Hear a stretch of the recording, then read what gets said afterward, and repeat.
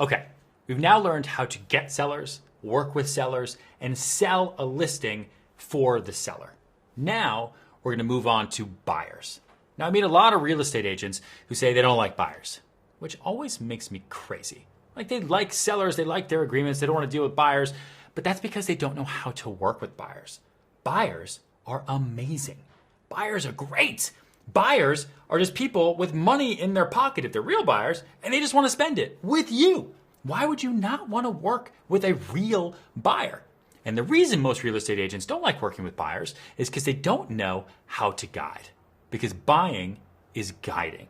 They don't know how to set expectations. They don't know how to see if buyers are real. They don't know how to say no to buyers. Because remember too, buyers are giddy little shoppers the same way little kids are giddy little shoppers in the candy store. They don't know what to do. They're looking everywhere. Everything is possible. Oh my goodness, oh my goodness. So what I want to do is talk to you about how to qualify, set up, and excite a buyer to work with you as their buyer's guide. And I actually will include a real buyer's guide as part of this video. And then at the end, I'm going to show you how I qualify a buyer in my own office. So first, never meet a buyer for the first time at a listing, if you can. Now, I know if you have listings, you're going to meet buyers at open houses, and that's great. But ideally, you meet buyers with real meetings for the first time, either at their office, your office, or if you have to, a coffee shop or some neutral place, because you want to qualify them. Because real buyers who aren't just shoppers will take the time out of their day to sit with you and answer questions that you have, because they also realize that the buying process is a little bit scary. And they're about to spend a lot of money, and they want you to walk them through the process, and the process is something you know because you know everything about buying and selling real estate, right? They're going to put their confidence in you because you are better than the internet, right? Right. So you want to set that meeting, and you want to have a list of questions where you ask them, why are you looking to buy? Where are you moving from? How much can you afford?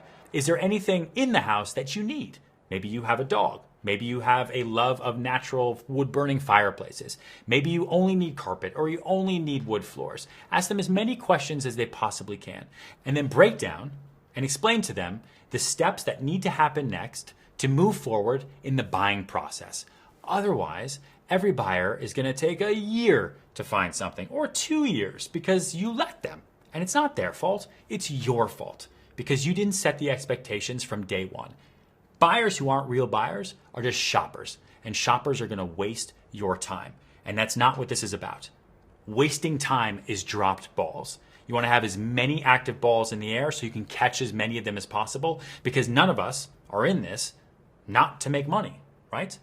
You want to make as much money as possible selling real estate, and you're going to do it with buyers and sellers, and those buyers better be qualified.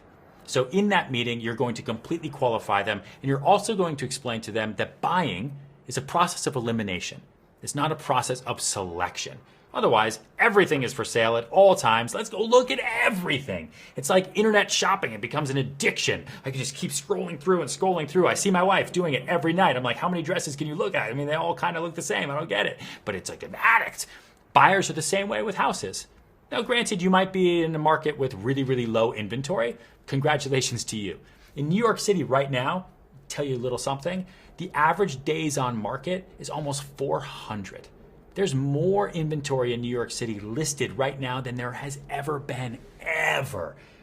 How do you think a buyer feels when they get here to work with me? Do you think they sense any urgency whatsoever? I don't think so.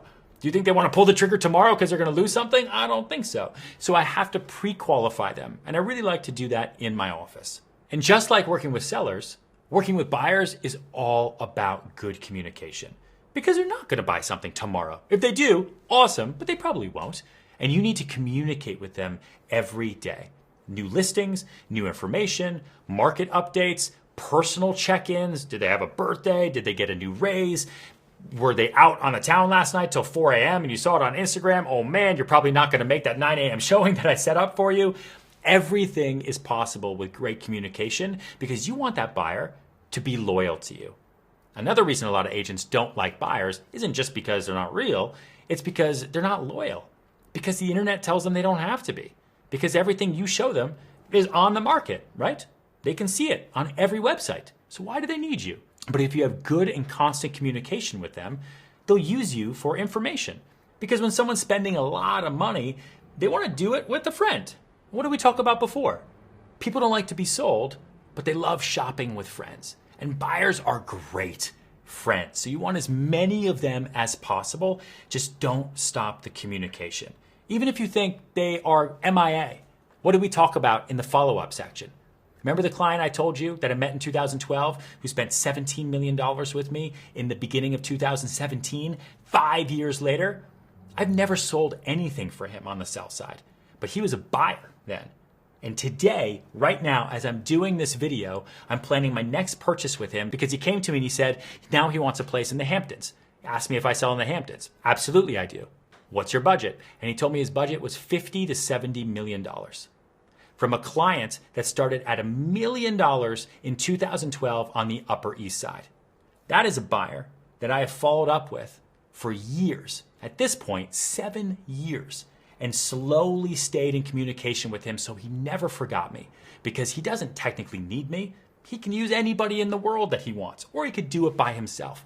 But he knows I have the information and I present the value to be the best buyer's guide the world has ever seen. And now you do too.